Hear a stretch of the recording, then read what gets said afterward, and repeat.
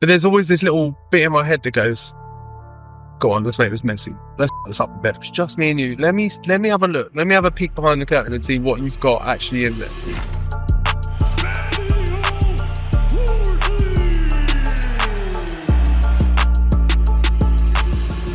How old was you when you first went into a boxing gym? I was 20. So I've gone in, even picked someone, and I looked around. I picked the biggest geezer I could find. I did 2 or 3 rounds of him and probably went down 6 times, maybe. I trained my whole camp, me orthodox, with orthodox sparring partners. Turn up on the day. Oh, by the way, in southpaw. The first or second round, I knocked him down. And then he gets up and starts like hitting himself in the head. You're not losing your debut to this nutcase on the other end of the ring. Just get through this and make it through.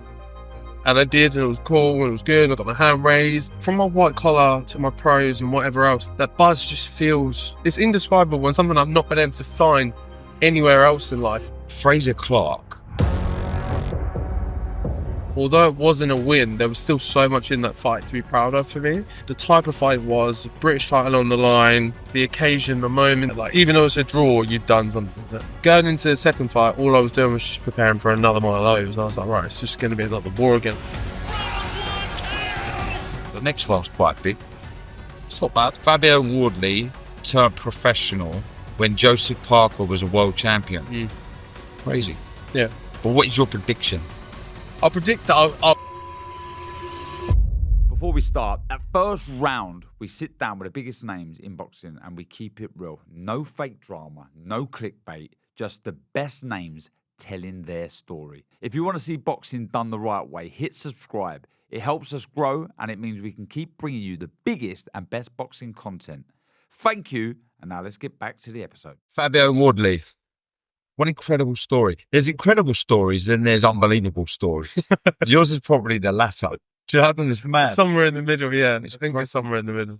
Fab, before I ask you the opening question, how's life? Your dad now, isn't it? All good? Yeah, up in the land of the dads. It's it's a wild one. It's a wild one, but honestly, it's the best. It's the absolute best. It's has its ups, has its downs. Chaotic and all of that, but honestly, it's the best thing. I'm absolutely loving it. So you don't look like you're tired, which is surprising me. You're a full-time fighter.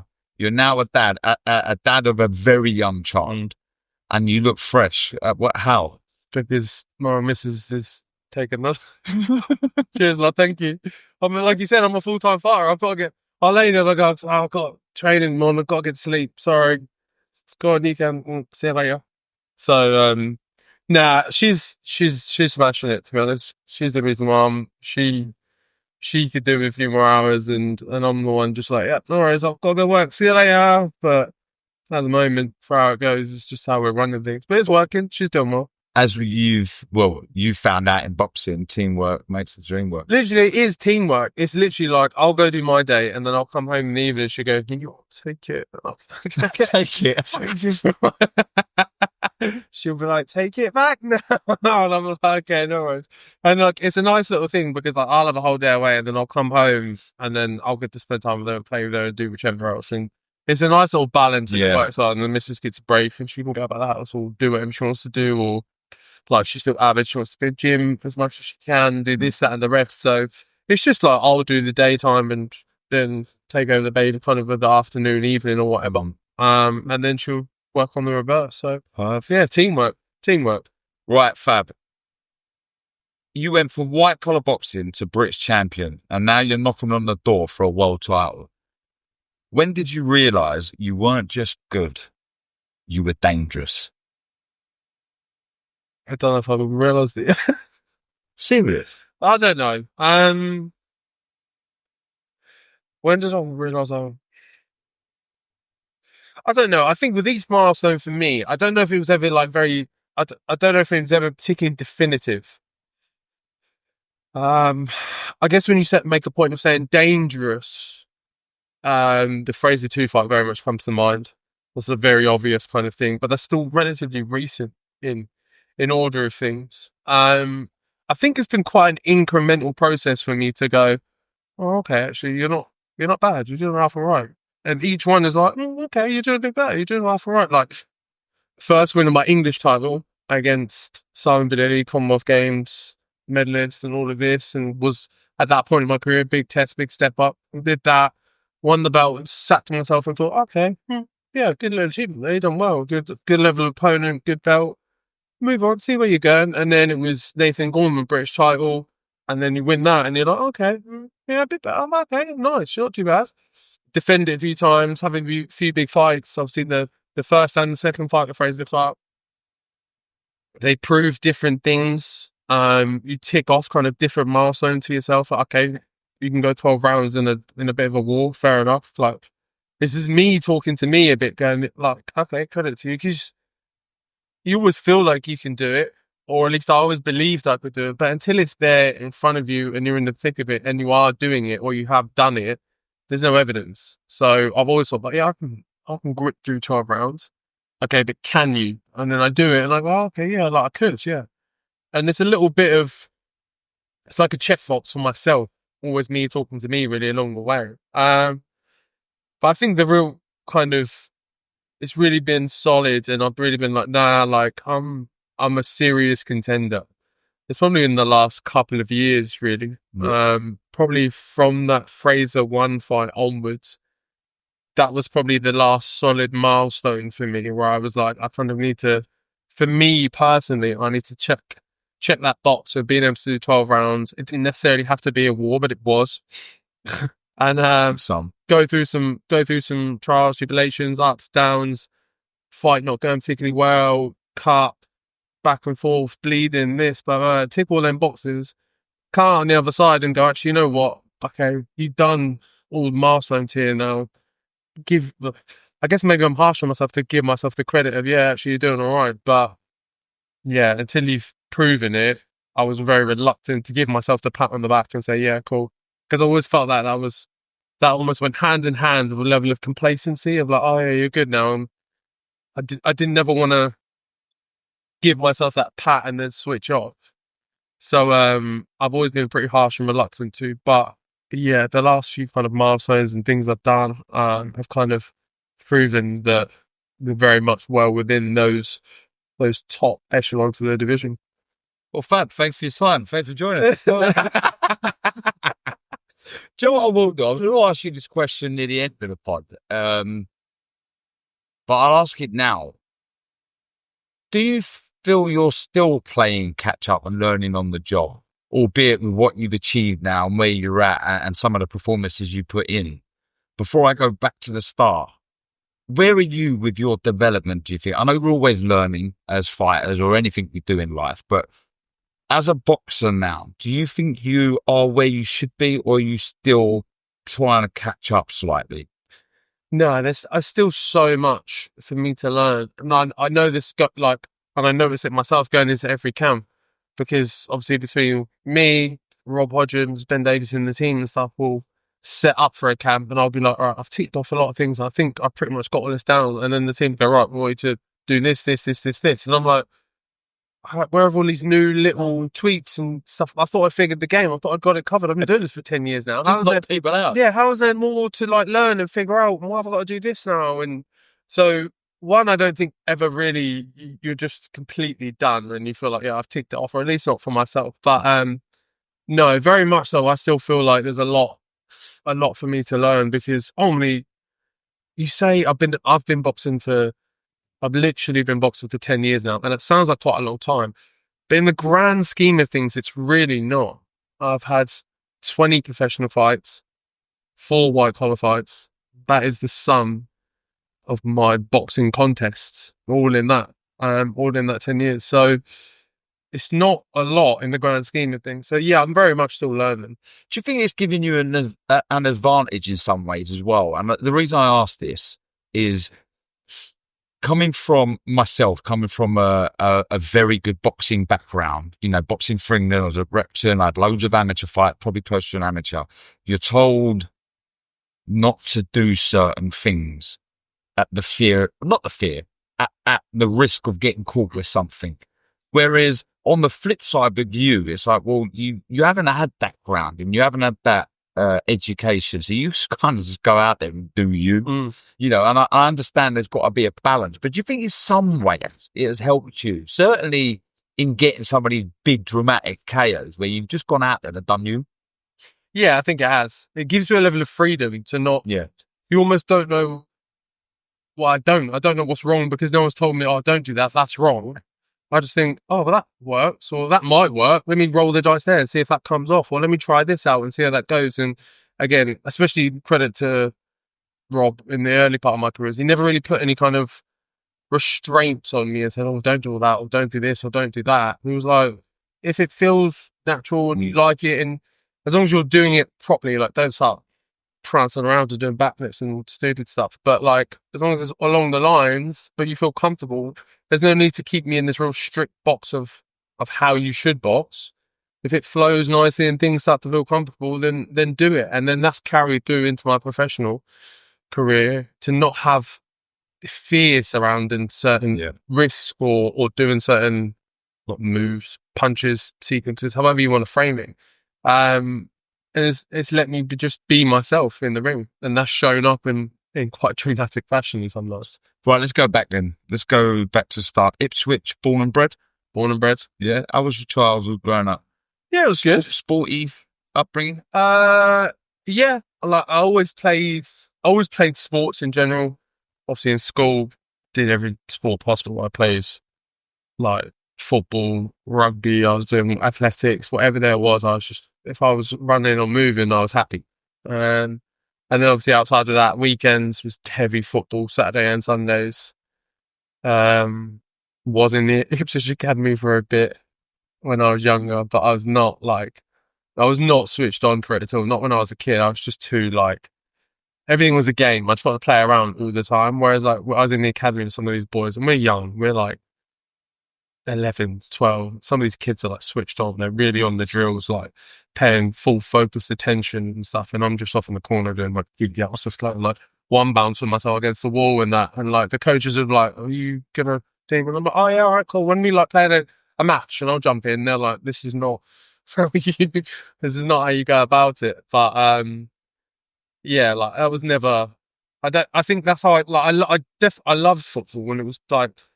I've always very much enjoyed it, but that's how I could probably tell that it wasn't for me, because like with boxing, and I was a bit later in life when I found it and everything else, but like no one ever had to tell me to go train or do anything or whatever. I just always wanted to. I woke up and I was like, right, what are we working on today, or what video can I watch, or how can I develop myself? I didn't need anyone to kind of help me or genie along.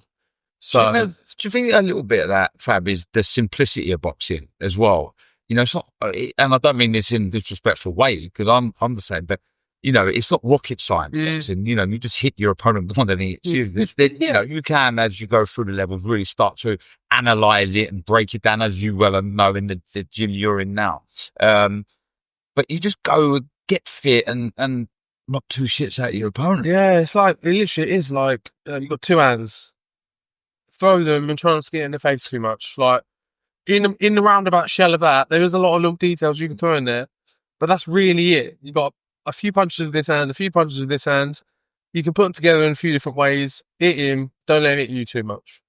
And it seems quite simplistic. And then I remember like the first sessions I would do, and it would just be like a whirlwind of like, what is going on? Boxing. Yeah, first like few boxing sessions, but then you kind of slow into it, and it becomes a bit of a rhythm, and I don't know. It was just something I was able to incrementally see for myself. Like, oh, I'm a bit better. Like, and because it's so simple, it's like, especially in the early days, it was like, oh, learn how to throw a left hook. You spend a session trying to get it right. You come back a week or two later, and then it would like just flow a bit, and you'd be like, oh, hello, like I've got this now. And it's almost again, it's like a change on tick box of like, okay, I've done that one. What's the next punch we're a bit funny with? Right, left, uppercut. So I like, put my body and turn, and you go through the motion slowly and then faster and then faster. And then a few weeks later, you'd be doing it. And then you try and inspire, and then it's hitting it well. You'd be like, oh. Yeah. And for me, that was like the little buzz of like, oh, yes, here we go. Like, you've like hit it properly. Like, you've ticked all the right things along the way, and you've done it. So, yeah, I just very much just found it and fell in love with it, I think. Maybe, you know, sort of gauging your improvements, like you say there, you found that rewarding. Do you think as well, perhaps you're an individual as opposed to a team player? Yeah, that's the that's the probably like egotistical side of it for me. Yeah. It's like I want all the praise. Yeah, no, I want all the praise. Give it all to me. But I was just saying exactly that. Yes, when your arms been raised at the end of a fight when you win, you're not sharing that with everyone. You're teaming that, but you got to do it. That's me. I did it. So you mentioned they're going into the gym. How old was you when you first went into a boxing gym? I was 20 years old. 20 years old. Why? Because I'd rolled. So again, condensed story. Rob Hodgins has been my coach since I started. When I was a kid, I was in like an unruly youth program, naughty kids program, whatever. And they would take kids out of school and take you to get you to do kind of sports and things like that, and just keep you out of trouble, basically. There'd be like sometimes you were in school and they'd take you out, and there's some after school stuff. If you were doing stuff outside of school, which is naughty, they'd try and pull you away from that and just keep you in this organised group of activities and things. And he was one of the kind of like mentors, coaches alongside of that. So that's how I built that relationship with him. And from being a teenager, from being a young kid, and he'd always been saying to me, "Oh, come try boxing, come try boxing." Like he'd always been a boxing coach alongside working that as well. And I was like, yeah, maybe. Well, I was really kind of caught up in football.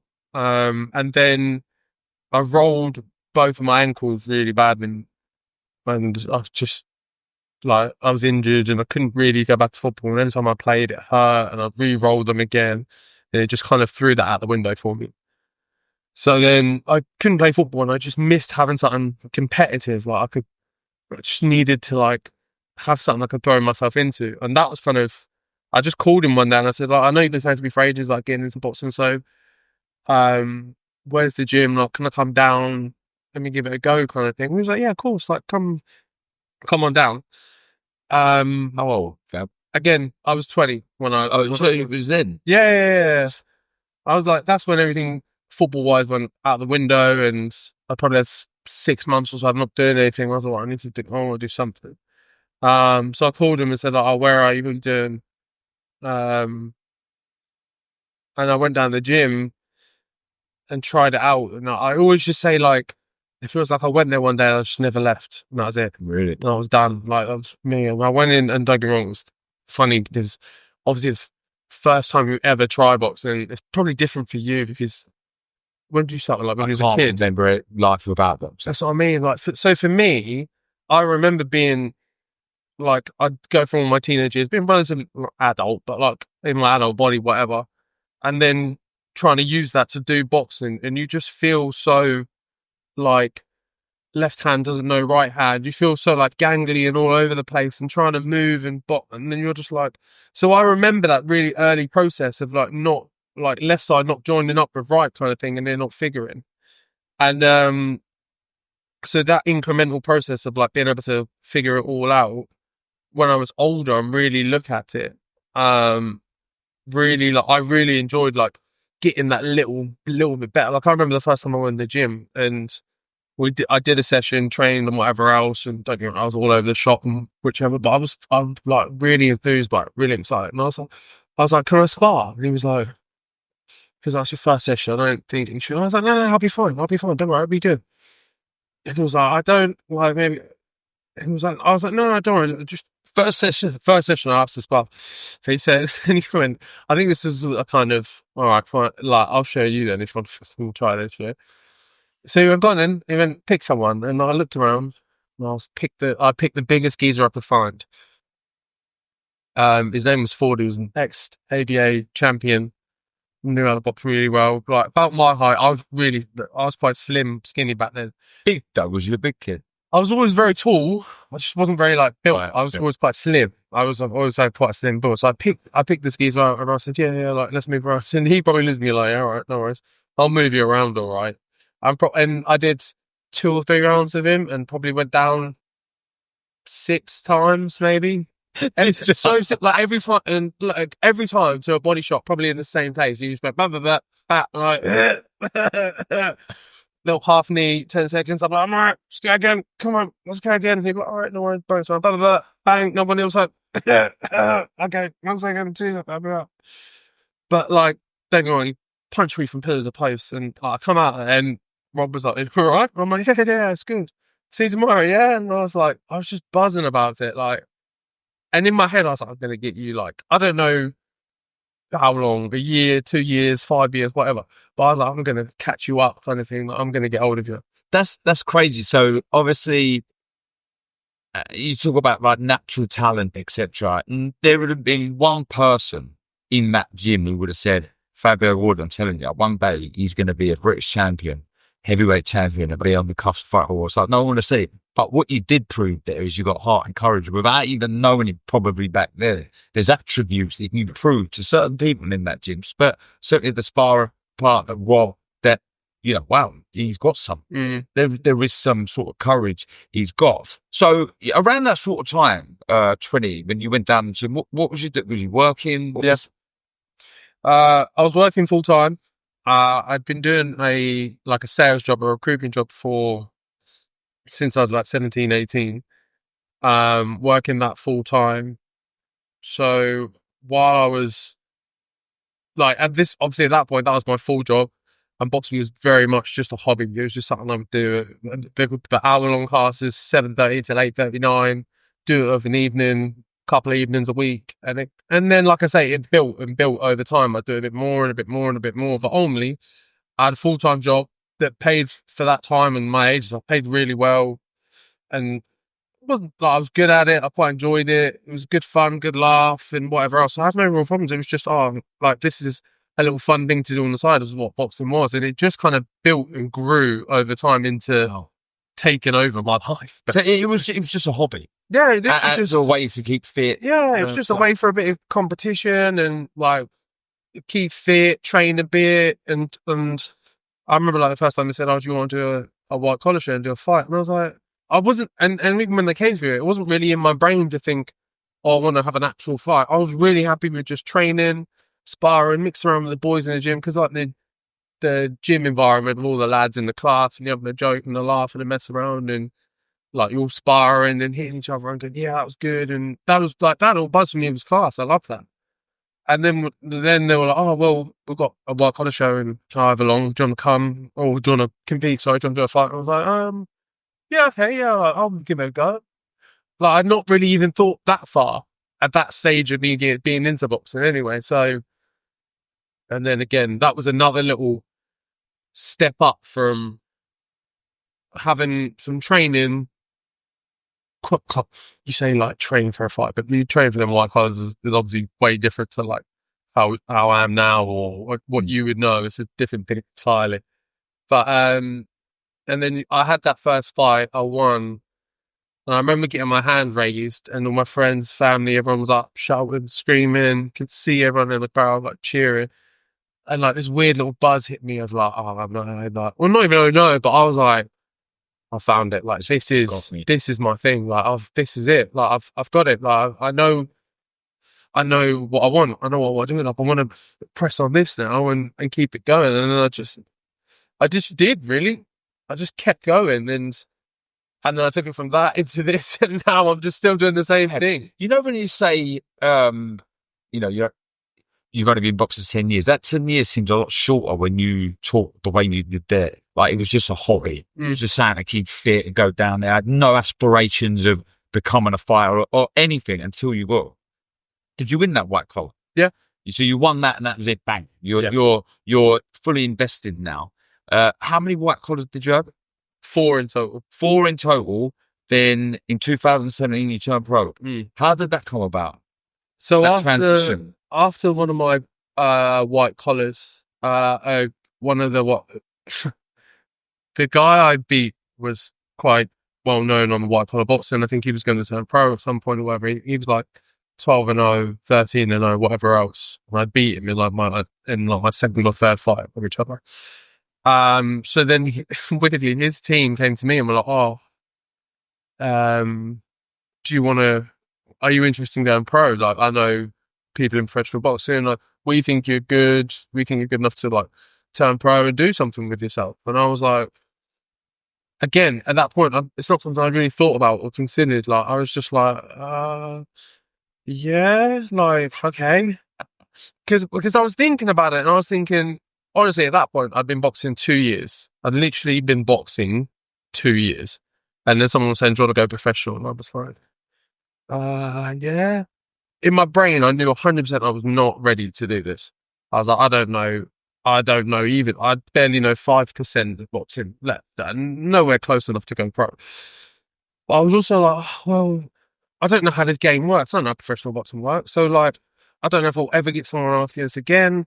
I don't know how I put myself forward or go for. I don't know how this game works. So maybe this is the one and only other opportunity I'll get. So I'll just say, yeah, we'll just figure it out. And we'll just like roll the dice and see where we end up and see how things go. And that was how it went. And we just kind of hopped on this professional boxing train, and then me, Rob, and Matt from the gym, we got together and just turned on one day and was like, right, okay, I guess we're doing this professionally then, or is that what we're doing? So have I got to come gym a bit more, or because like also at this point I don't know about training, I don't know about nutrition, you don't know how to schedule a camp, I don't know nothing. I'm just should I do a few more runs this week then, or a couple more? But they the same as well. But they learning on the job. Whole team. Like I say, whole team. At that point, it was just us three. Really, it was just me, Rob, and Matt. So yeah, all of us were just looking at each other, going, "Yeah, maybe you should probably do a bit more. I guess training. Maybe you're doing 3-minute rounds now, so maybe more practice for that as well, and they'll chuck a few extra runs in, and maybe come in with Rob a bit more, and maybe try to do a couple of morning sessions." And we were just all looking at each other, just trying to piece it together. It was such a random one. And again, fight after fight after fight after fight, you kind of tweak a little bit and figure a little bit, and you understand it a bit more, and everything with myself, but all my team around me now has been like very incrementally built over time of like learning and figuring and going, right, that was good, we won, but I think we lacked here. And don't get me wrong, at the start that list was this big, and it's like this big, and we just kept adding along the way. But it was a very kind of random bodge job, just stuck together in like in the early days of just very much winging it and just getting, I'll figure it out. Maybe we'll make it through. You've been points twice. The time you drew his debut, Fraser Clark, we'll get onto that, and your debut. You did drop Jacob Wojcik, I think his name was. Wojcik, yeah. What are your memories though? Was you nervous? Yeah. You're cool. Yeah. I was nervous for one reason, was that I trained the whole, again, this leads to kind of how wishy-washy everything was in the right beginning. I trained my whole camp, me orthodox, with orthodox sparring partners. Turn up on the day. Oh, by the way, in Southpaw. Cheers, great. This is my debut, by the way. I barely know what I'm doing as it is, and now you want to throw a Southpaw at me. So on the day, I'm like, looking at Rob like, what do we do? And he's like, right, stay on the outside of the foot, just keep working your way around. And I'm like, right, plan A. That's what we're going to do.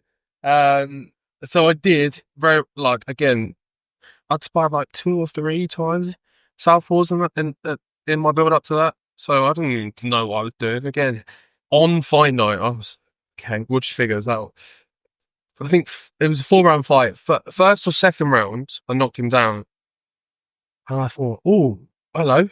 Like, might be able to get this out of the way because I'm a bit nervous about this. And then he gets up and starts like hitting himself in the head.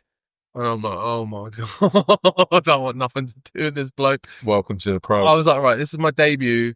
We're just going to box and move. We're not getting involved here because we're not losing. You're not losing your debut to this nutcase on the other end of the ring, right? You've knocked him down now.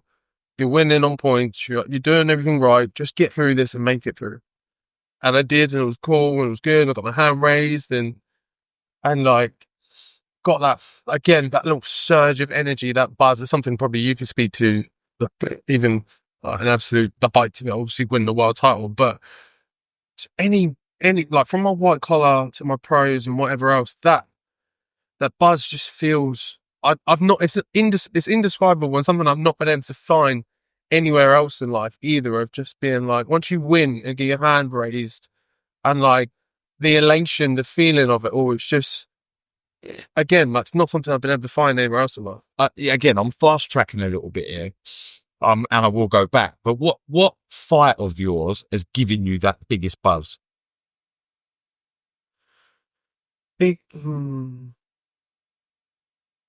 Biggest buzz. I think the British title thing. Yeah. I think it was the British title. I think it was Nathan Gorman British title, because there was some adversity in that fight. There was some back and forth. It was very much seen as the real step too far for me. Nathan Gorman, experienced amateur, GB squad, this, that, and whatever else. Friends or relation of Tyson Fury, I think.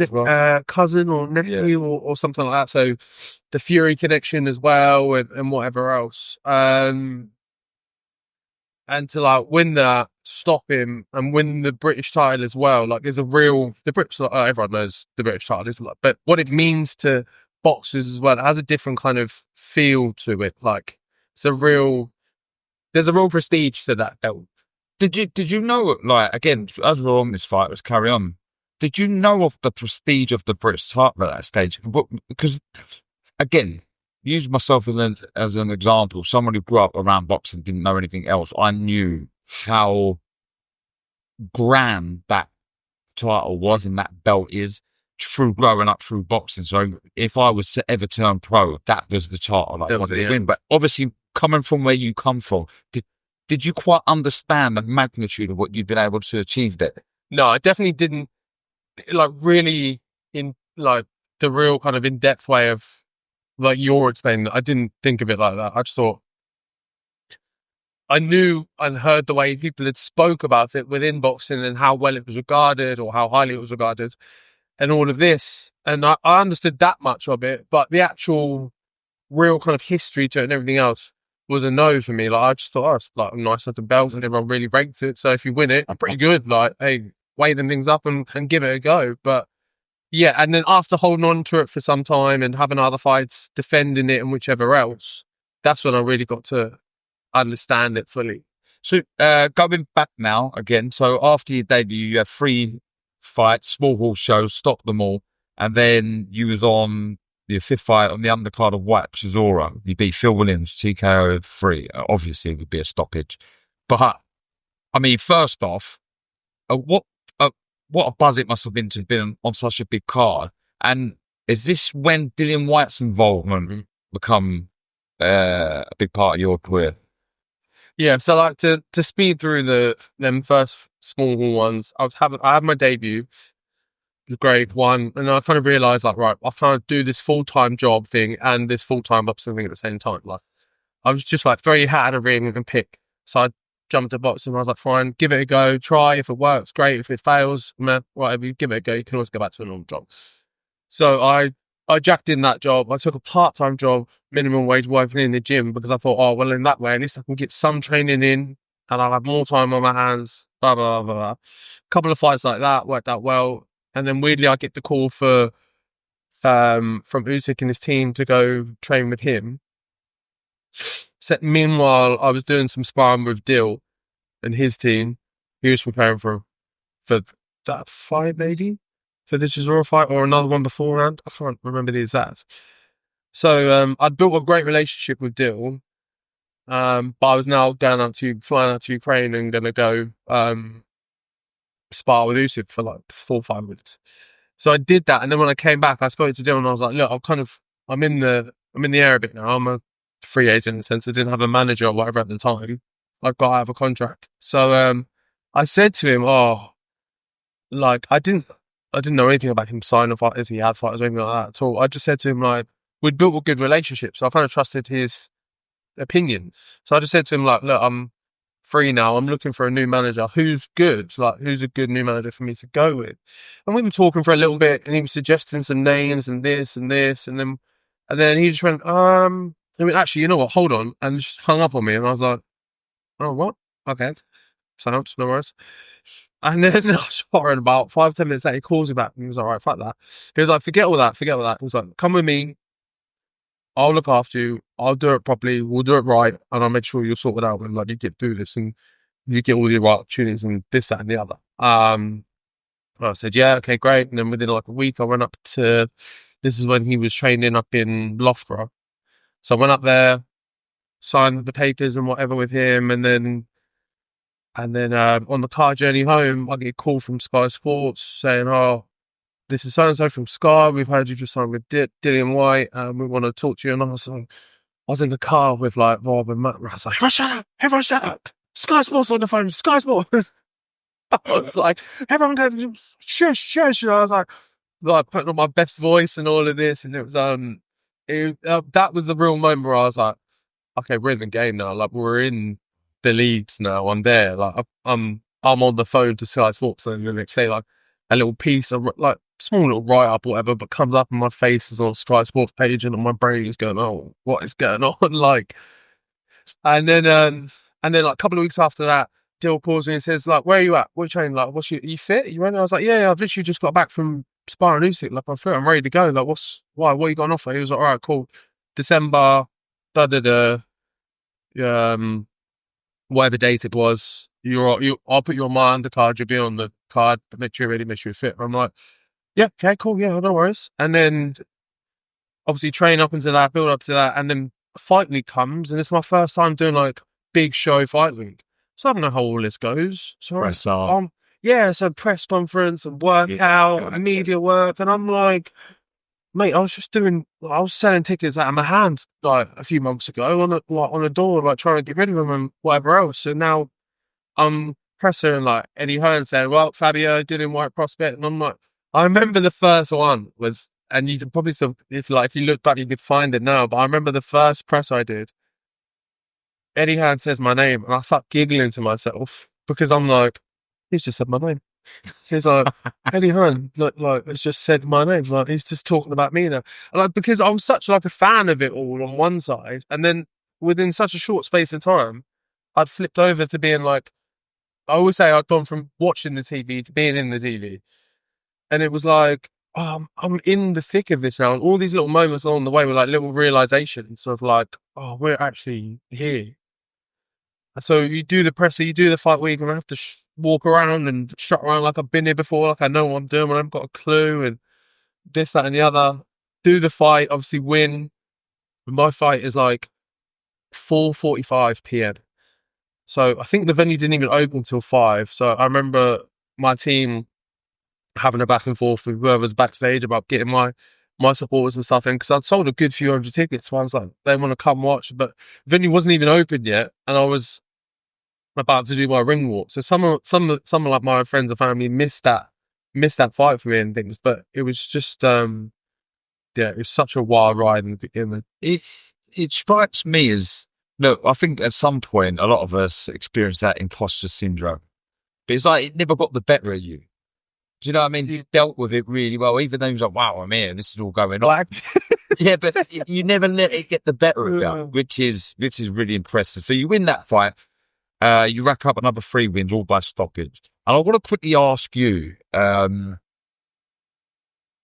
what do you believe makes a puncher? Because you obviously are a puncher, all right?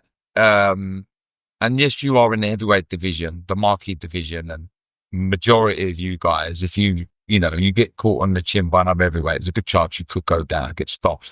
But you have this raw, nasty power. Why? How? I think it goes back to a bit of what we were saying earlier about kind of not knowing enough to be afraid of throwing the shot kind of thing. Yeah. Like, I don't know enough to be like, oh, that's a bit risky. It's like, no, just wing it and see, like, have a go with it. And if you miss and like stumble over, pull yourself back around kind of thing. But I think for me, it's like, or for my interpretation of what makes a puncher, don't get me wrong, there's certain attributes you need, a bit of strength that you need to train and work the kind of mechanics of a punch and all their little intricacies and details you can go through. Yeah, okay. But there needs to be a level of kind of just commitment to the shot. Yeah. In the sense of, I'm just going to throw it and what happens will happen. If I get caught on the way, maybe if it lands sweet, it lands sweet kind of thing. Not in a sense of, I'm just going to wing anything and see what happens, but you know what you're going to do. So you know the shot and how to throw it and whichever else, but you have to commit to it. There can't be any fear along the way of you throwing it. It just has to be, let it go. And there is just something about certain people, maybe body mechanics, makeup, frame, I don't know. But some people just are punchers because I've sparred all sorts of types of heavyweights, big, stocky, small, sharp, quick, and they can definitely all hit. And a large amount of it is because they're just big blows, they're big guys. But some of them just have that extra little where it hits you and you're like, oh, and it sends a little surge through your body and you're like, okay, there's something different there. And I've seen that in a bunch of different people, and their makeup isn't all the same. It's all very different. So it's a little bit innate, just kind of built into you, but there has to be a level of commitment to the shot and just letting it go. Is 61% knockout ratio considered a puncher? Just asking for a friend.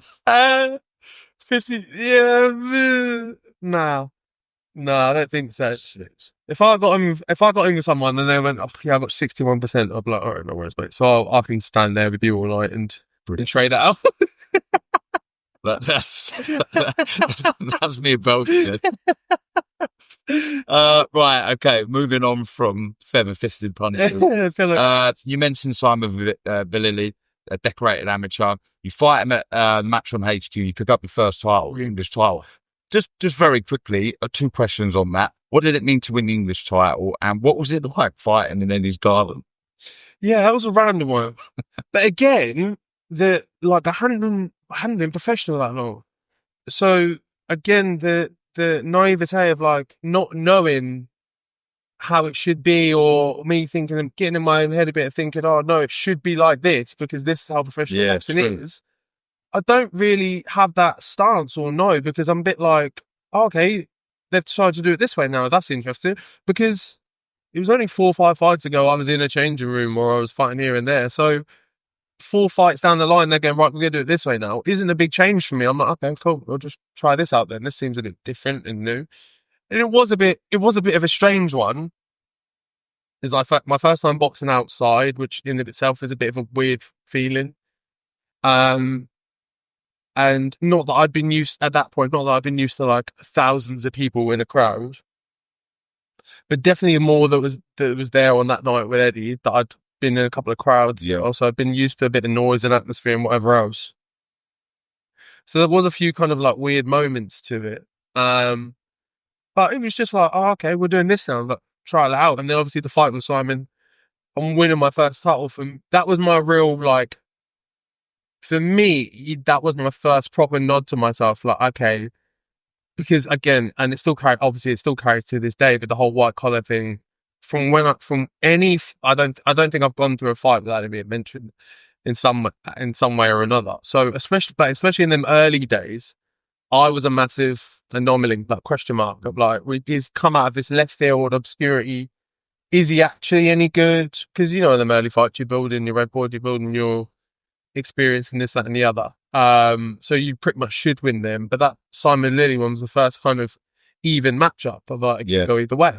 And then to get rid of him in a few rounds, everyone kind of looked up a bit and was like, oh, okay, maybe there's something there. And I think even I looked at myself and was like, because I never really knew my capabilities or where I could get to things. I was just going along with it and just seeing where I ended up. And I just kept doing a bit better and doing a bit better and doing a bit better. So doing that and that first milestone against someone like him, decent amateur, well tested and whatever else, I was like, I looked at myself a bit like, okay, there's something here. Actually, we can there's something here like we can work with. I don't know how to explain it, but I guess a little bit more of self-belief of like, no, it was more of like, you're meant to be here. Yeah. I think because there was a lot of question marks around me early on where I was like, maybe you are just winging this and it's all going to come crashing down very quickly. But then once I'd won a fight like that and a few others, I was like, nah, you're meant to be here. You're half decent here, Fab. Like, you can do something with this. It's a nice feeling as well. Well, I think it is when you win your first title as a pro, because whatever happens from that moment on, you were the English champion. No one could take that away. Yeah. Do you know what I mean? You've established yourself. You're named in a record book. But That was exactly what I thought of. It's a That's exactly what I thought of. But with that being achieved, and I know you said it, he was kind of winging it, but thought, hold on, I could do something. What were the goals there? Okay, what were the goals in the dream then after picking up that title? I want to ask you this question one more time as well. I think at that stage, I think it was just to win the British title. I thought I might defend the English a few times, have a few decent fights. Again, from early on, and probably at that point as well, I probably thought my career would be over by about 20 odd fights. I didn't really see myself going much further past that. I kind of felt like my career would have done its ups and downs and whatever by about 20 fights in. I think at that fight I was 9-10 fights in when I won that title. So I thought like, I'll have a few, I'll defend it a few times, go off, try and chase down the British, maybe fight for it a pretty big fight or do something pretty decent and then win that, maybe defend it, might lose. That's pretty good. I'll take that kind of thing. And by about 20 fights, I'll be done, ticked off, look at my career and go, yeah, you won a couple of titles, you had a couple of good fights. Yeah, like credit, thumbs up. Like, I'd take that at that point. I was happy. I was like, yeah, that was great. But seemingly, made that a silly kind of goal, haven't you now? That's laughable. After the Vanilli, a win at Wembley, then it's your first foreign away day. Gibraltar. What a trip that was. I mean, I was drinking. That was just a big piss up. How good was that? What was it called? Like the Dream? I forget what it was called now. Dream something. We was on this everyone was big like dream. You know, we'd gone through, that was a terrible time, COVID. It was coming to an end. No one had really been able to go out or do anything. And we're on this boat in Gibraltar. The sun's out. There's draft lager. I'm thinking, this is unreal. On a boat, on the phone, on the sun deck, just chilling out, bit of sun, bit of tanning. It was good, wasn't it? It was a good trip. You get a good win, Eric Molina. That fight is the single moment, a single punch hardest I've been hit. Really? Yeah, he gave me a full 180. Again, honestly, I was looking one way, but by the end of the punch, I was looking the other way. And there was a slow-mo vid of it. He was playing very coy the whole fight. Wasn't really engaging, was backing up circling. And I was getting, it was my first time, I was chief support to Dill. Yeah. Rematch to Povetkin. It was my first time being chief support. So I was really like, this needs to be entertaining. This needs to be exciting. I can't just, I always had this like fear or hate of like being known as like a boring fighter or my fights being boring or whatever else. So I felt like I need to make this exciting, especially because it was my first chief support. So a lot of people are watching, it needs to be good. And he just wasn't engaging. So I was really pressing it. But again, 10, 11 fights in, pretty naive, didn't know how to do it properly or efficiently. So I was just chasing him around the ring. And then I was chasing him, and I go to hop into some space, and he turns his right hand on me, and it just sends my head from there to over there. And then that's like first time properly in a boxing ring. My head got rattled, and I back up a bit, and I'm like, all right, I need half a second here. And then I see him. He obviously notices this, like, give me a bit pause. So he's now coming after it, and I'm looking at him thinking, oh, I'm like, leave it alone, just give me a second. And then he backs me up to the ropes. He just starts letting punches go on me. And I can vividly remember, like, some hitting, some land, me catching a few. And I remember being in the middle of it and just thinking, fuck it, just go. See what happens. Just give it a go. Like, if you're going to go out, at least go out swinging kind of thing. So I just did roll some, threw some, boom, boom, boom. And then just right hand landed, like, on top of his head. And he went down. And, he went down, the ref was counting him, and I was in the corner, and I was like in the neutral looking at him. I was like, don't get up, please don't get up, because I've blown it trying to fight my way out of that situation. So if you get up and you've got anything behind you, I'm not going, I'm not lasting here. But Yeah, Eric Lean was the first professional one to really like proper land on me and give me that kind of fuzzy head feelings.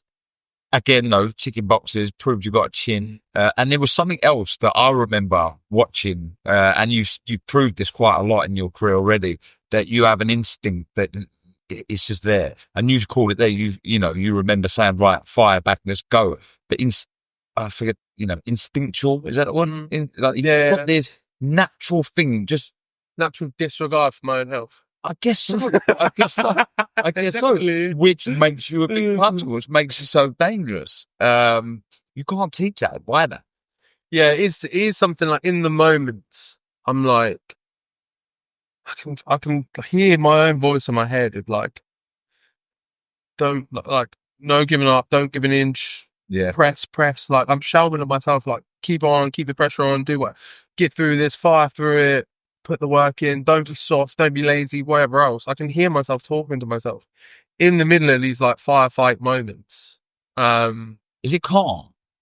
In my brain it is. It might not look it. It might look quite chaotic there, but my brain is not going, oh no, what's going on? What's happening? I actually feel quite... Here we go again.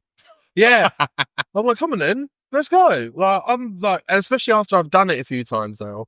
And again, it's good, bad. Again, maybe I don't know enough to be scared enough kind of thing.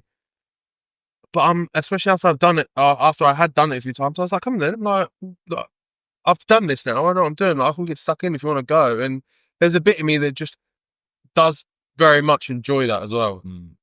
Like, I like being in the thick of the fire and like hitting a few and maybe getting caught with a few and then coming back and just that kind of tightrope back and forth. I do.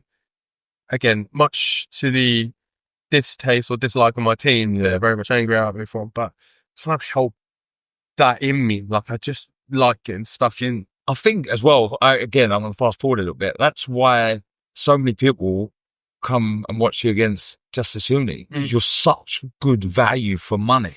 Do you know what I mean? Banged out Walton Road because they know that at some you're going to get your money worth. Right, you beat Nick Webb. So after that, you beat Nick Webb, Daniel Marks, Chris Healy. We've touched on the Nathan Gorman fight. That's a big dream there, come true, if you like. Then you get a win against Michael Kofi. Then you're in Saudi.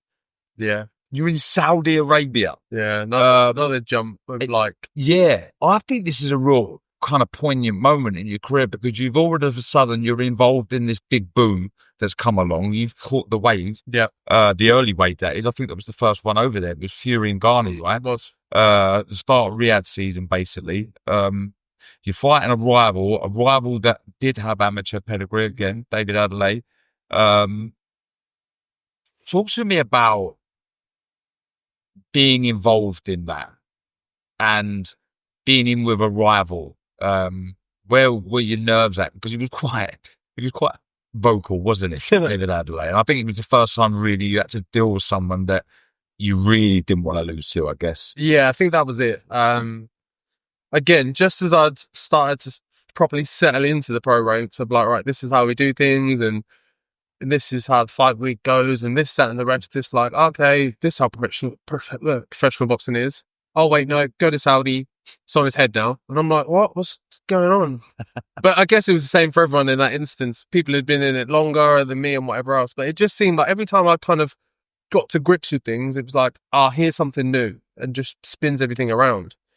So, yeah, with the Adelaide one, there was a lot of build up to that for reasons known and whatever else. So it was very much a fight. Like, not that I didn't want to lose, like I just wasn't going to lose. There was no way I was losing that fight. Not for nothing. Probably one of the performances I'm most like wholly satisfied with as well. Because all the boxing performance itself for me was pretty much to the nose. So much so that I was like, we call it like drilling or going over sequences and moments and stuff. But like, I'd almost, in that fight, I almost felt like I'd fought him 10 times already, or it's like a film I'd watched from my childhood and I'd watched it over and over and over again. Like, I knew, and this is credit to Rob and Ben and the team and us training and putting this together, but I knew how things were going to play out because of how dialed in I was to it, Right. how well we drilled it and how well we'd focus on it. So I'd do something and then I know it would trigger sequence A, B, C, D, and all these things would think. I'd know how to react or what to do off the left, off the right, or whichever way. And it felt just so,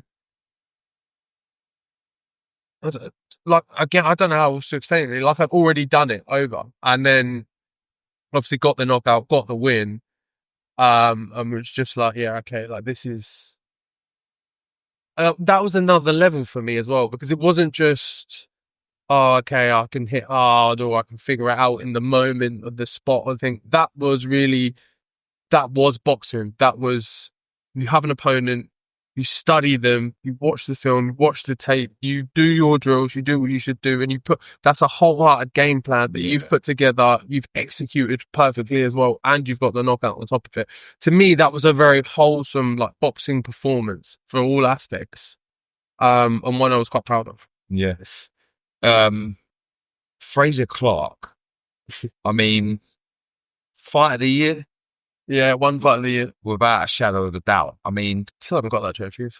you haven't got the trophy. No, well, I was actually on holiday when the awards were given out, so I didn't get to go to the event. So my management team went on my behalf, and they're still holding on to it. I think Who?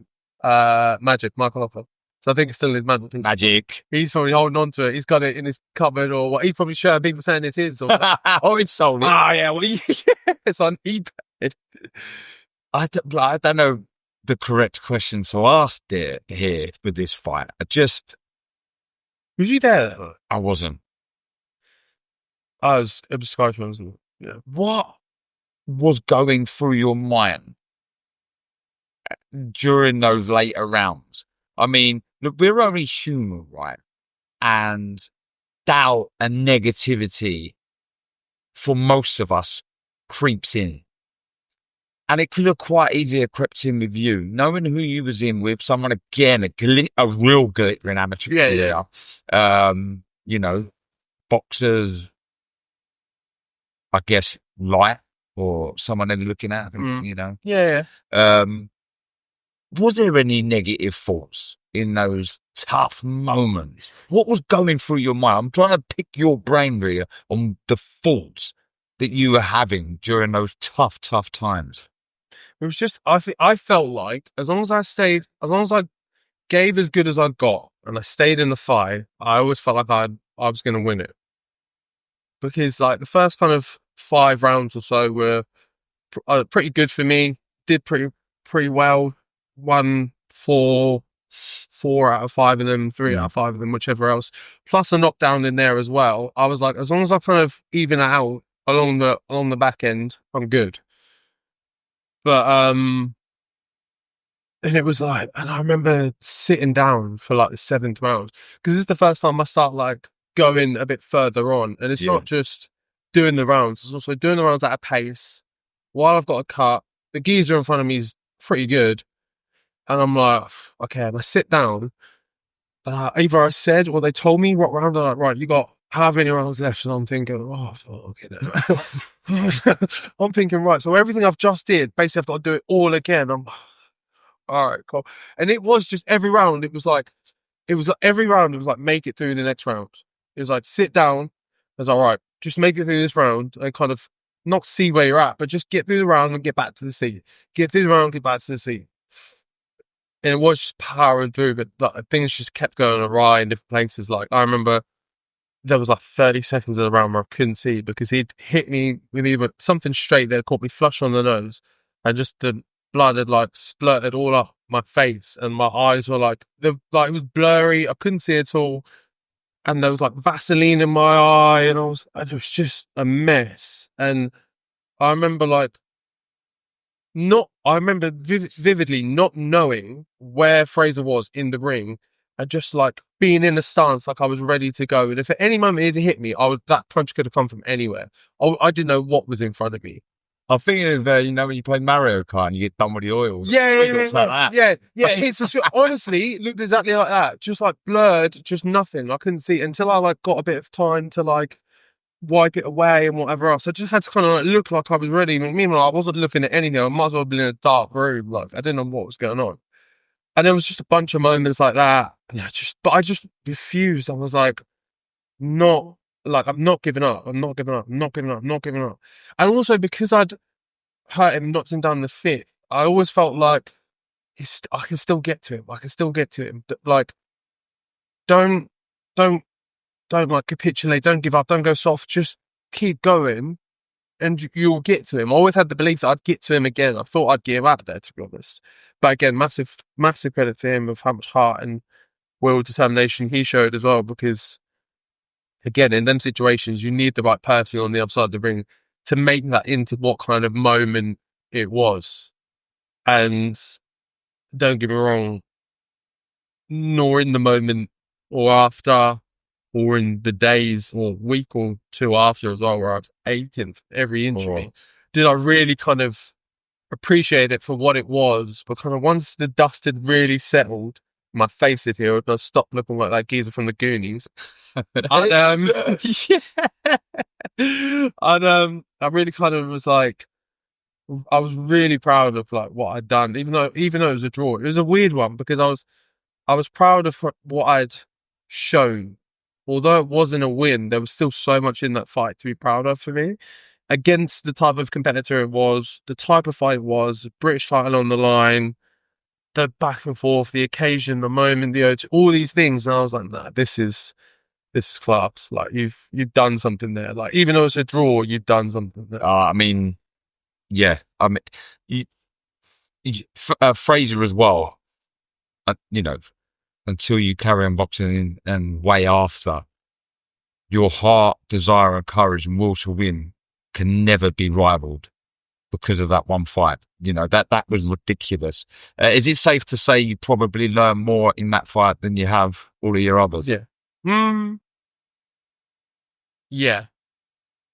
Well, maybe learn about yourself. Yeah, no, I think still wholly in that fight for everything I'd learned. Because at the stage where it was in my career as well, to do 12 rounds against a quality opponent and all the other factors in there, I think for me, it definitely it ticked off a lot of things and gave me that confidence to go like, you've done that now. At least you know how it feels to be in the 8th, 9th, 10th, 12th round, whatever it is. You know how it feels to have a cut. You know how it feels to be like this shoulder hurt or your arm hurt or whatever else, or feel tired or get hit with a good shot while you're fatigued and whatever else. You've ticked all these things off, so they're not like brand new to you. It's not a question mark of how you're going to deal with them because you know how you've dealt with them already. And what a buzz going into a fight, a rematch, where I guess in your head you're probably thinking, this is going to be tough. Yeah. This is going to be a nightmare. I'm going to be aching. It's going to feel like I've been hit by a bus tomorrow morning. And then you get the job done and you break someone's face in the process. Yeah. It was that all in the build up. It was like I'm preparing for this war again. This is going to be an absolute war again. It's going to go at least a good stretch because I know he went down. He can get up, so he can. He's got the heart. He's got the will. I've gone through 12 rounds with him. I know what he's like. He's not going to go away easily. I'm really like, this is going to be another one. I'm kind of have to, because that was another weird learning aspect to me. Is like the aspect of a rematch. Yeah, of going in with someone who you've already fought. They've already fought you. They already know you. You already know them. That's a not really spoken about. It's a bit of a different thing as opposed to going into a fight freshly new with someone. A rematch is a bit on the side. It's a bit of its own thing. It adds a bit of different kind of flavour to it. But yeah, going into the second fight, all I was doing was just preparing for another one of those. I was like, right, it's just going to be another war again. Look, if we've got to do it again, we've got to do it again. But again, credit to the team and us, our preparations and putting everything together and really identifying where I went wrong in the first fight, in moments, there was a lot of moments I identified out of the first fight where I hurt him. I didn't notice because I was too lost in the moment, the occasion, or just that kind of just storm forward mentality. And I wasn't really paying attention to the individual things that were happening. Whereas in the second fight, I say I took my time. I know it happened really quickly, but it happened quickly because in the moments that mattered, I took my time, if that makes sense. And I could like relay the whole sequence to you perfectly. And not because I've watched it 1,000 times, but because I drilled it 1,000 times, because I know what it was. I know exactly what I did to get myself there. When he's backed on the ropes, I know what to do in that situation. I know when he falls onto the left ropes, I know to relax and not smother my work, because that's what I was doing massively in the first fight. Give him a second, give myself a second, reset, go again. And that's where I get the bigger punches off. And then obviously the big one at the end. I know all that from studying the first fight and paying attention to my flaws. So when we say that fight was a massive learning curve for me, it was in the aspect of all those bits, but also paying attention to myself and going, right, you didn't do too well here. Let's work on X, Y, Z and sort those bits out. God, we were screaming and shouting. It was just incredible. And look, I think massive fair play to Fraser Clark as well for the performance that he put in that first fight. Yeah. You know, it was a massive turnaround though in that second fight, the way you got it done on a huge card, Bill Batavier card of the year. You know, it was special. Your last fight, I guess something out of not something out of a Rocky film. It possibly could be a film one day. If you win a world title, I can't see how this Fabio Wardley story can't turn into a film. It's almost like I said at the top of the podcast. There's incredible stories and there's unbelievable stories. You go on and win a world title, which is far from out of the realms of possibility. There's got to be a film, surely. That last fight, I mean, it weren't going to plan, was it? No, It definitely wasn't. going to plan. Definitely wasn't. But then His plan, not mine, anyways. But he'd obviously studied you. He'd come in. Look, he did have time, didn't he? He didn't have a full camp. He did have time. He was going to fight Miller, baby Miller. You're at Portman Road. The stage is set for you to put on a good display. The display possibly wasn't, but the ending was. Yeah, drama just seems to follow me into my fights for one reason or another, whether it's like the 12 rounds of war with Fraser, or it's the 1 round knockout, or it's down on the cards in your hometown of Portman Road and this, that and the other, and just pulling a shot out of the bag. Although it was something we worked on and we drilled, it wasn't working for me that night. I just couldn't find the moments, the gaps, the sequences. I couldn't grasp them. And again, it's credit to the type of fighter that just was. He was great on the night, turned up, performed, quick hands, great with his feet to get in and out of range. I just felt myself kind of like trying to grab a cat all night, just trying to get my hands on him. I just couldn't get to him in the right timings that I wanted to. But again, another bit of learning that I'd picked up along my career was to adjust on the fly. Then there's a moment in about round 7 or 8, I think 8, where the team are talking to me and they're like, right, we're going to change this game plan around now. Because our intent was to actually press him, but he was actually dealing with that a lot better than we anticipated. So actually we turned it around to, okay, you're going to back up now and you're going to draw him in. You're going to have to figure this out on the fly. It's not something we'd really drilled. We've drilled it for other fights, but not for this fighter in particular. But take the information, do what we're telling you, back up, catch him on the way in. You're going to have to set it up properly. You have to do X, Y, Z, but that's the kind of basis of the plan now. Get your head around it, grasp it, go out there, figure it out. And it was a bit of that. So it took me a couple of rounds to kind of find the time and find the moment and stuff. And then the team would notice that, like, when I do a certain thing, I would step out and he would try to quickly cover that space and usually try and punch because I'd be acting a bit lazy in them moments. And then to grasp all that all in one, knew that if I stepped out, he would step in, probably throw. Okay, if he steps in, throws, I'm just going to, again, and then it goes back to that committing to the shot thing, throw, just let it go. And it's not like I'll just wing it and see what happens. It had been something we'd drilled and we'd worked on, even the way I changed the punch to like arc it and turn my knuckle over. There was all different mechanics in there, but it was just a momentary of like draw him in. I even tested it in before I actually threw the punch. So I threw a jab, stepped out, he stepped at me with a bunch of punches, and I was like, okay, cool, this is probably about the right time to do this. Stepped around, did it again, stepped out, knew he was coming, just turned it over. What? And then that buzz Yeah, I know. I know. I said earlier the thing, the British title one was the biggest buzz, but actually, it might be that one. Cha.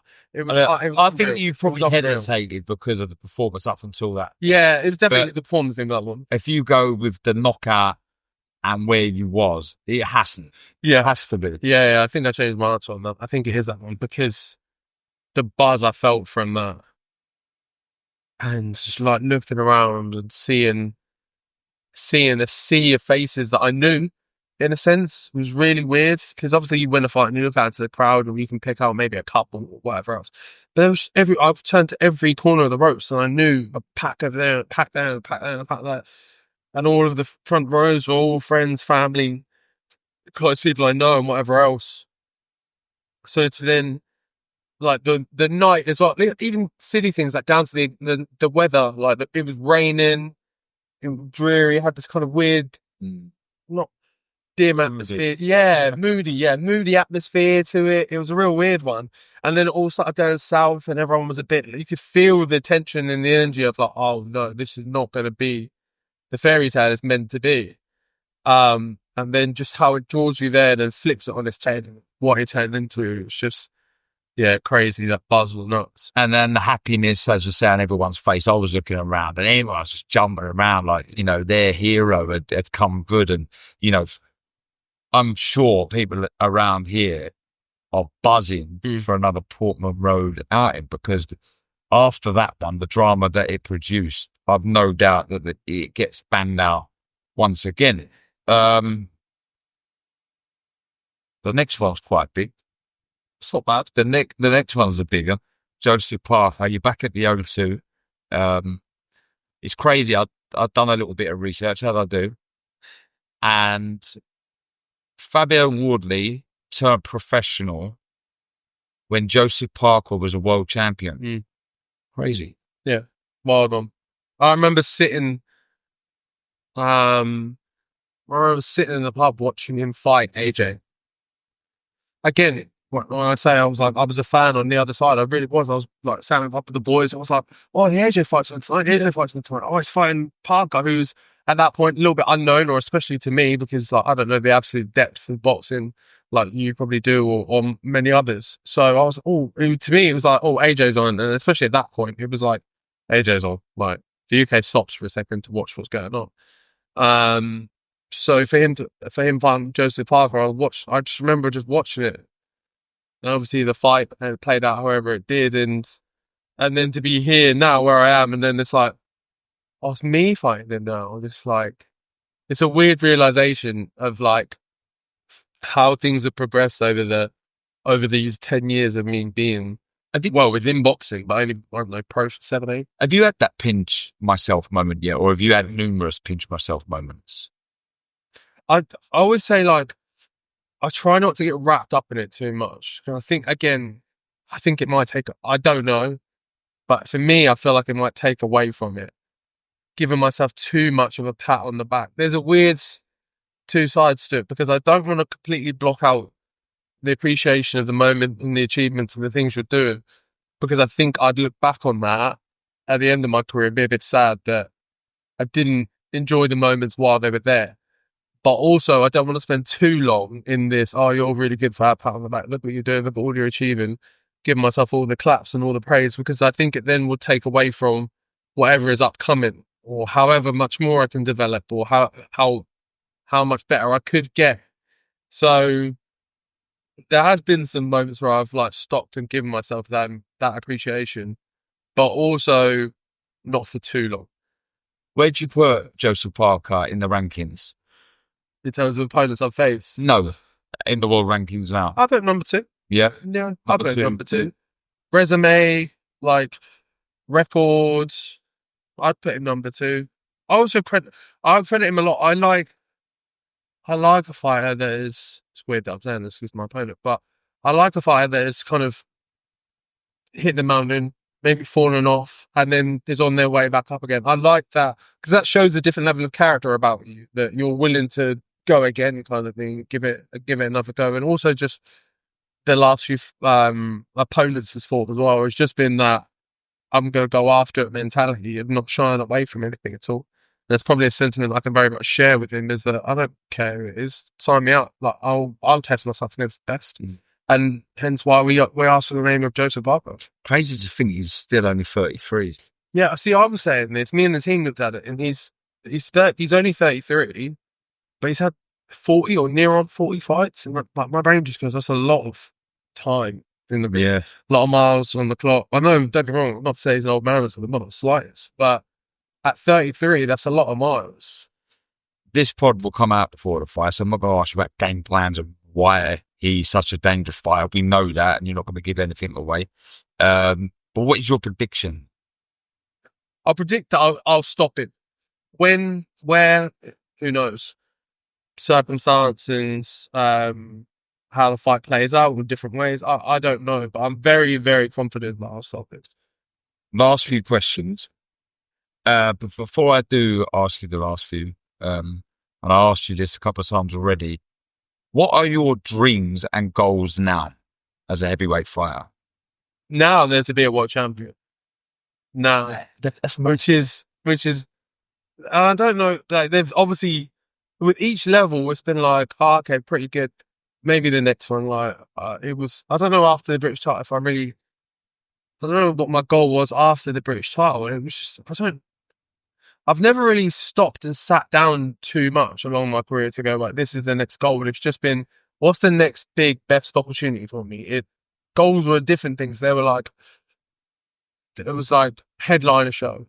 Then it was like sell out the O2. Then it was do a show in your hometown or do a stadium show at Portman Road. There've been like different ones along the way. They've all been little milestones I've been wanting to tick off. And then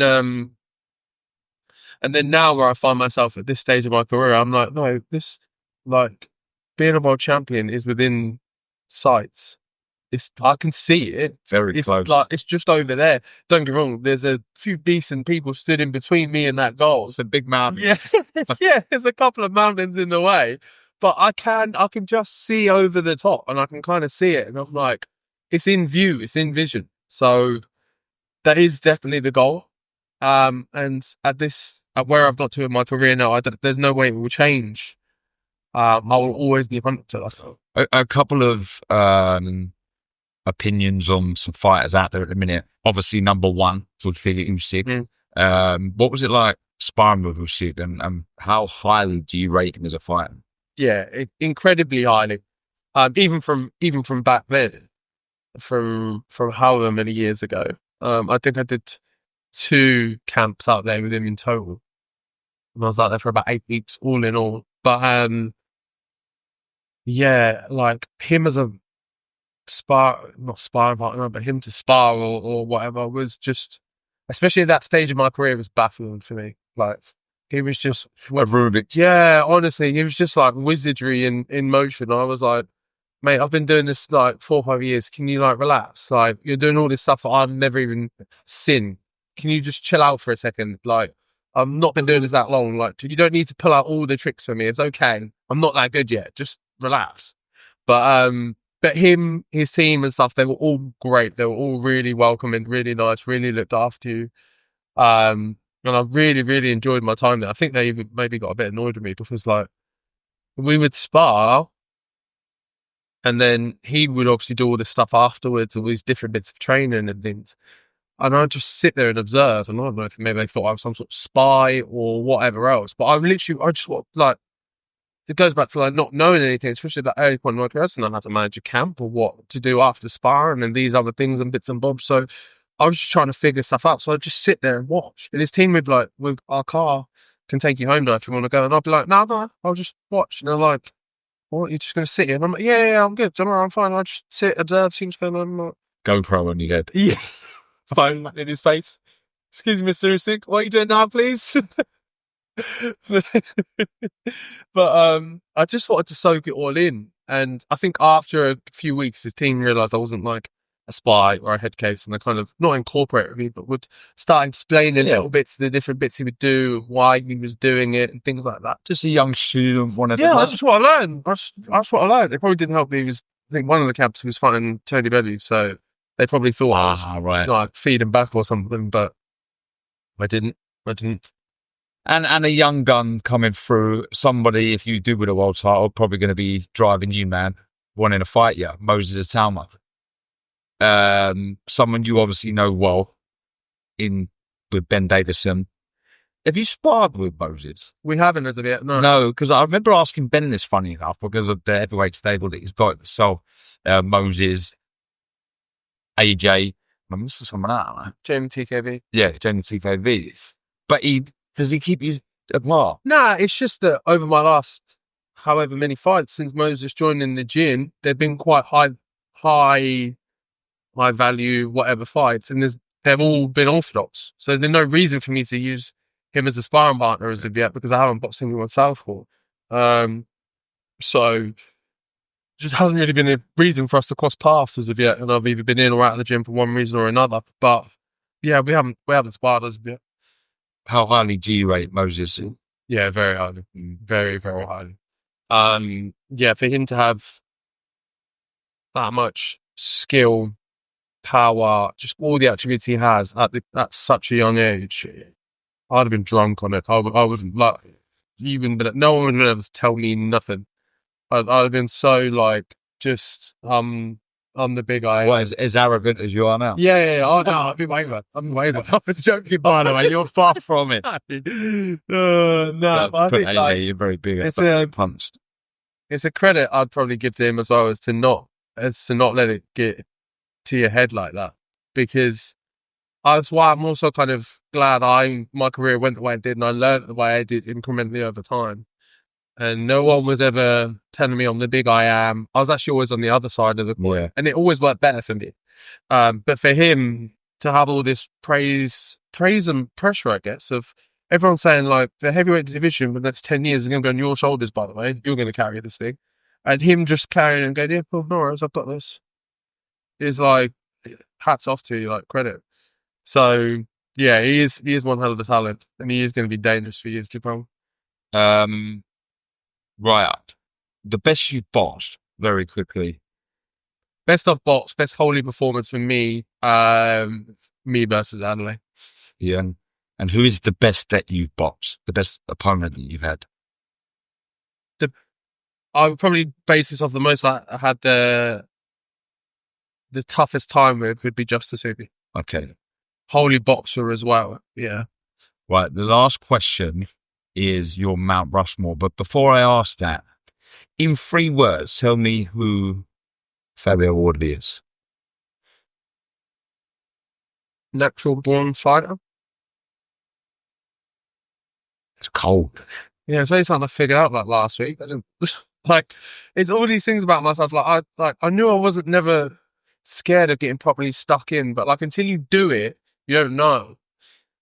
And but it's not just doing it. It's like almost wanting it a bit. It's like, nah, like the game plan's great and you do a great fight all to the T and all box perfectly and you look pretty and da.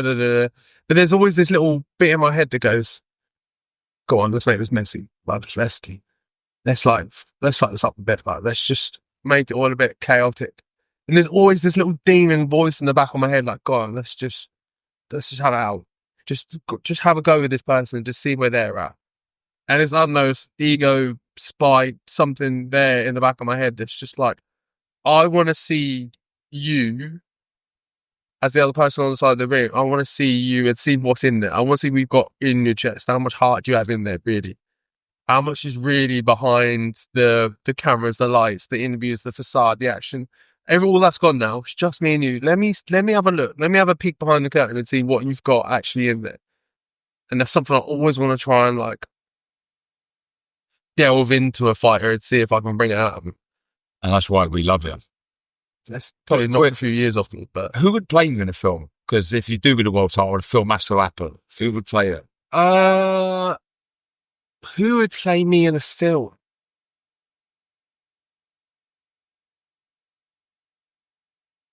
A young Denzel Washington? What'd I say? I knew you'd say it. Yeah. That's probably me saying who I'd want to play me as well. When you look in the mirror, do you think you look like Denzel Washington? No. I'm beat up. I got cuts over here, scars over there. He looks fresh. He probably looks younger than me than I do now. But he looks fresh as. Right, your Mount Rushmore. 4 fighters. They're your 4 fighters. Mine personally. Whether you think they're the best or they're the ones you like most, your Mount Rushmore. My first one will always be Roy Jones Jr.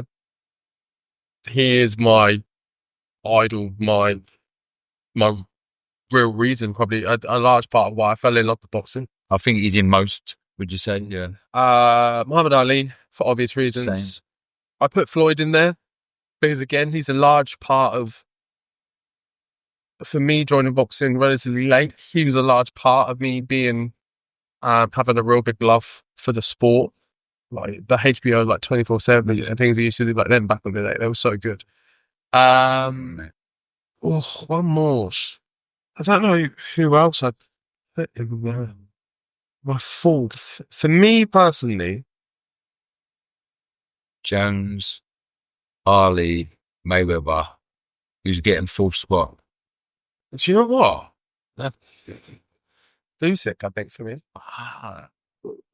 Again, because I've been able, there's more. I think there's more appreciation there for me because I've been able to witness it and watch it, and someone I've spent a bit of time with, and just to watch. But you have to look at his career as well and go, he fought Fury twice, he fought AJ twice, he fought Daniel twice. Like if you look at his resume, it's just ridiculous. Like, and the way he's gone about these fights as well and beating these people, and it's not like there's not been like too contentious where you could be like, oh, maybe Fury won a little bit, but not really.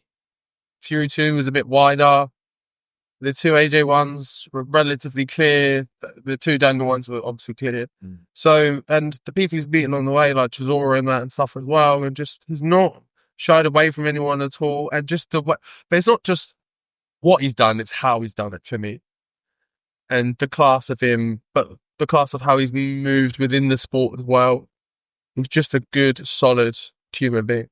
Fabio, I truly hope you get to that next level. And that next level is winning a world title. Because it's a remarkable story. It's a story for anyone out there it's not a don't give up story for me. It's you can start your journey. You can start whatever it is whenever you want, because you are proof of that. So I wish you all the very best, mate. You're a gentleman. I wish there was more fighters like you in world boxing, because you're a gentleman. You don't give it a big one. You talk facts and truths. It's never with bad intentions or anything. You know, you're a respectful man. So I thank you very much for your time. Appreciate it. Thank you, man. Go do the business.